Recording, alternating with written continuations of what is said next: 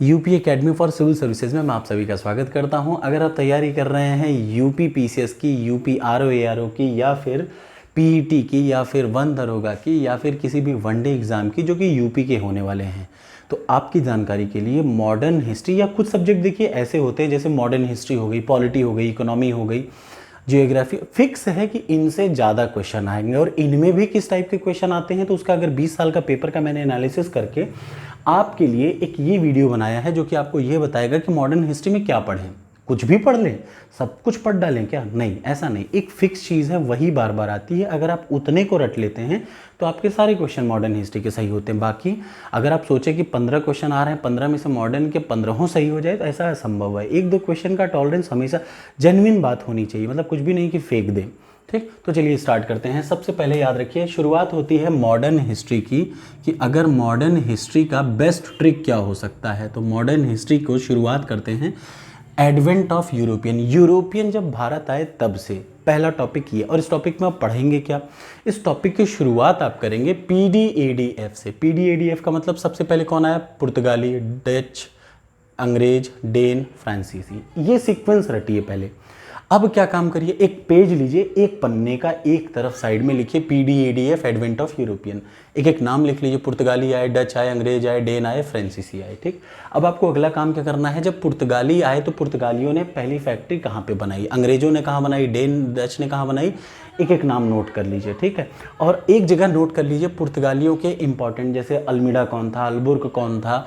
इसी तरीके से सब के सारे क्या कर लीजिए अपने। ऐसे ही जब आप अंग्रेजों को पढ़ेंगे ना, तो अंग्रेजों के जितने गवर्नर जनरल और वायसराय आए, उसकी एक शॉर्ट ट्रिक होगी, वो मैं आपको आने वाले टाइम पे बताऊंगा। आप उसको एक ही लाइन में लिख डालिए। जैसे पुर्तगाली आए तो पुर्तगाली में कौन तीन इंपॉर्टेंट थे, डच आए तो उनके कौन कौन थे, अंग्रेज आए तो उनके इंपॉर्टेंट कौन थे, डेन आए तो उनके क्या थे, और फ्रांसीसी आए तो उनके क्या थे। एक क्वेश्चन फिक्स, इतने में से आ जाएगा। समझ में आ रहा है? दूसरा क्वेश्चन अब आपको इसके बाद, इसके लिए आप 2 से 3 पन्ना ले सकते हैं। 2 से 3 पन्ना मैक्सिमम अपनी कॉपी का नोट्स जरूर बनाइए। देखिए, क्योंकि बिना लिखे कोई फायदा नहीं। मत पढ़िए, पढ़िए तो सही से पढ़िए, नहीं तो मत पढ़िए। दूसरी चीज़ देखिए, बंगाल। अगला आपको क्या रखना है, बंगाल के नवाबों को पढ़ना हो। MSSASJQ। मुझसे आप एक चीज़ हमेशा सीख सकते हैं, शॉर्ट ट्रिक बनाना।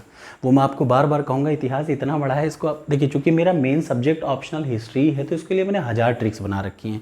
आप भी इनमें से जो अच्छी लगे वो अपना सकते हैं, जो ना अच्छी लगे उसको आप फेंक सकते हैं। ठीक है, लेकिन जो अच्छी लगे उसको ज़रूर अपनाइएगा। वो ट्रिक यही है कि शॉर्टेस्ट ट्रिक कैसे बनाएं हम।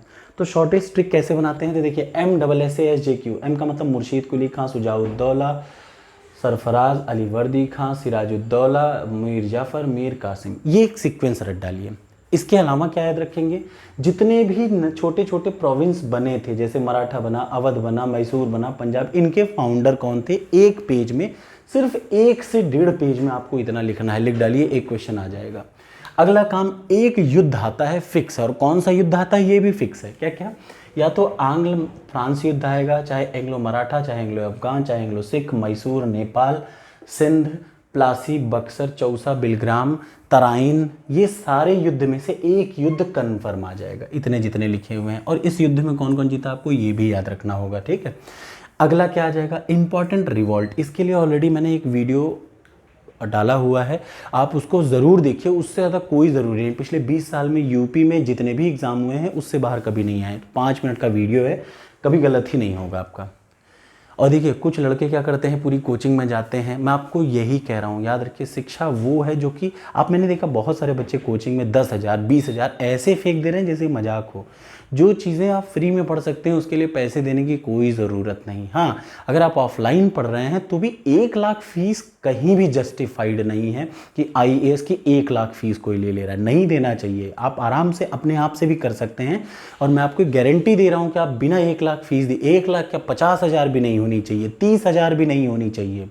फीस वो होनी चाहिए जो मिनिमम है। इतना थोड़ी ना फीस होनी चाहिए। इन लोगों ने एकदम पूरा बाजार बना रखा है, ये नहीं होना चाहिए। मैं इसके सख्त खिलाफ हूँ। शिक्षा अगर ऑनलाइन है वो निःशुल्क ही होनी चाहिए, उससे अच्छा कुछ नहीं हो सकता, क्योंकि हर आदमी को जिसको ज़रूरत है उस तक ये पहुँचेगी। अच्छा, तो आपको क्या करना है, इंपॉर्टेंट रिवॉर्ड का ज़रूरत से ज़्यादा मत पढ़िए। बना है 20 साल में, वही आता है, उतना ही पढ़ के आपका काम हो जाएगा 5 मिनट में। अब जाहिर सी बात है, इसके लिए मैं एक लाइव क्लास भी कर सकता था, लेकिन एक बात बताइए, लाइव क्लास मैंने करके देख लिया, 1.5 घंटे लग जाते हैं। फर्जी इधर उधर करते रहते हैं, ये सब में मज़ा नहीं आता। तो काम की चीज़, एक क्वेश्चन आएगा रिवॉल्ट से 1857 की क्रांति से, और क्या क्वेश्चन आएगा ये भी तय है। 1857 की क्रांति से एक फिक्स क्वेश्चन जो आता है, कौन कहाँ से लड़ा था, किसका नेतृत्व, जैसे अवध से नेतृत्व किसने किया, झांसी से नेतृत्व किसने किया, लखनऊ से नेतृत्व किसने किया, यही सबसे मेन क्वेश्चन है। और दूसरा इंपॉर्टेंट क्वेश्चन अगर ये नहीं आया तो क्या आता है, इसको किसने दबाया, झांसी के या इलाहाबाद का जो बवाल हुआ था, इलाहाबाद के रिवॉल्ट, इलाहाबाद में किसने कुचला, झांसी के रिवॉल्ट को किसने कुचला, ये एक फिक्स क्वेश्चन आता है, याद रखिए 1857 के, यही इंपॉर्टेंट है। ठीक, उसके अलावा एक फिक्स क्वेश्चन गांधी जी के जीवन पे आता है, जैसे चाहे वो अफ्रीका में थे, नटाल थे, चाहे वो साबरमती की बात हो, चाहे 1919 की, 1920 की खिलाफत की हो, चाहे 1930 में जो इनकी डांडी उंडी यात्रा थी उसकी हो, चाहे जितना भी इन्होंने आंदोलन किया था, एक क्वेश्चन फिक्स आना है। तो एक क्वेश्चन गांधी के, और कुछ भी नहीं पढ़ना, गांधी की सिर्फ डेट गांधी जी की पढ़नी है, कौन कौन सी डेट में इन्होंने क्या क्या कांड किया, या जो क्या क्या अंग्रेजों के खिलाफ इन्होंने अच्छे काम किए।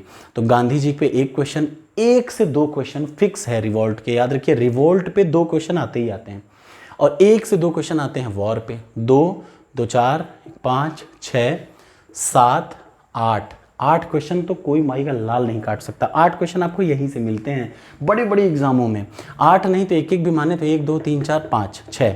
अब देखिए रिवोल्यूशनरी एक्टिविटीज़, एक फिक्स क्वेश्चन इससे आता है, ये क्या है रिवोल्यूशनरी एक्टिविटी, 1897 के बाद, 1895-97 के बाद रिवोल्यूशनरी एक्टिविटीज़ की शुरुआत हुई। जितने भी हुए, चाहे वो गदर हो, चाहे अनुशीलन हो, जितने भी हुए, चाहे HRA हो, चाहे HCRA हो, जितनी भी एक्टिविटी, मणिक तल्ला बम केस हो, चाहे अलीपुर केस हो, जितने भी षड्यंत्र हैं, जितने भी केस हैं, 2 से 3 पन्ना लीजिए, सबकी डेट लिख डालिए, उसमें किसको किसको क्या क्या फांसी हुई वो लिख डालिए, बस एकदम, और कुछ भी नहीं, एक सा दिमाग नहीं लगाना। अगला काम क्या करना है, रिवोल्यूशनरी ऑर्गेनाइजेशन, जैसे HRA, HCRA, अनुशीलन समिति, जिसने जो लिखा हो एक पन्ने में वो लिख लीजिए। उसके बाद आपको, अच्छा ये देखिए, ये ऑर्गेनाइजेशन के लिए परेशान मत होइएगा, इसका एक सेट तरीका है, आत्म ब्रह्म धर्म तत्व निरंकार माँ, ये मैंने बना रखा है, आगे चल के मैं इस पर एक वीडियो बना दूंगा रिवोल्यूशनरी ऑर्गेनाइजेशन पे, उतने में सब हो जाएगा।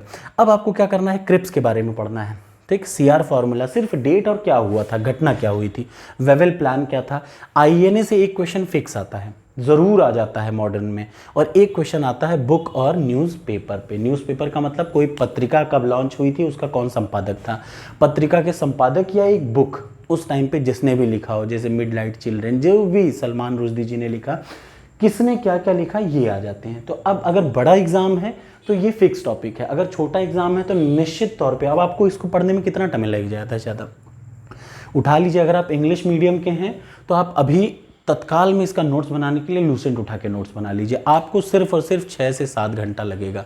इतनी चीज़ के लिए आप जाते हैं कहीं फीस देते हैं, जो कि एकदम गलत है, नहीं देनी चाहिए। ठीक है, मैं किसी को देखिए, मैं किसी की कोचिंग नहीं बंद करने की कोशिश कर रहा हूँ, लेकिन मैं ये कह रहा हूँ कि ऑनलाइन में हम फ्री पढ़ के भी ये चीज़ें ला सकते हैं। ऑफलाइन में 1 लाख रुपए फीस दे के आप वही चीज़ पढ़ते हैं जो मैं आपको यहाँ फ्री में पढ़ा रहा हूँ। अगर आपने मेरा एथिक्स का नोट्स देखा होगा तो वो उसको पढ़ के जाइए, आप कोई भी एग्ज़ाम निकाल लेंगे GS पेपर 4 के लिए, गारंटी है इस बात की। ठीक, गारंटी का मतलब जब मैं कह रहा हूँ तो मैं सही कह रहा हूँ, याद रखिएगा, मैक्सिमम मार्क्स आपके आ जाएंगे, उसके लिए 1 लाख रुपए देने की ज़रूरत नहीं है भाई। ठीक है, पढ़ाई ज़रूरी नहीं कि उतना एकदम आप एकदम बाजार ही बना डालो, नहीं होना चाहिए। अब देखिए ये चीज़ें हैं, आप इसको पढ़ लीजिए, इसको पढ़ने में आपको कितना घंटा लगेगा, 6 से 7 घंटा विथ नोट्स। अगर आप इंग्लिश मीडियम के हैं तो लूसेंट उठाइए, नोट्स बना डालिए। अगर आप इंग्लिश मीडियम के नहीं, हिंदी मीडियम के हैं तो किरण उठाइए और किरण पब्लिकेशन से फटक से नोट्स बना डालीजिए। PET एग्ज़ाम के लिए ये बेस्ट होगा, PET एग्ज़ाम के लिए ही बना रहा हूँ। अगर आपको ये वीडियो अच्छा लगेगा तो लाइक कर दीजिएगा और कमेंट बॉक्स में कमेंट ज़रूर करिएगा। Thank you so much. ना अच्छा लगे तो बिल्कुल मत करिएगा। Thank you so much. Please comment box में कमेंट ज़रूर करिएगा कि ये वीडियो कैसा लगा। Thank you so much.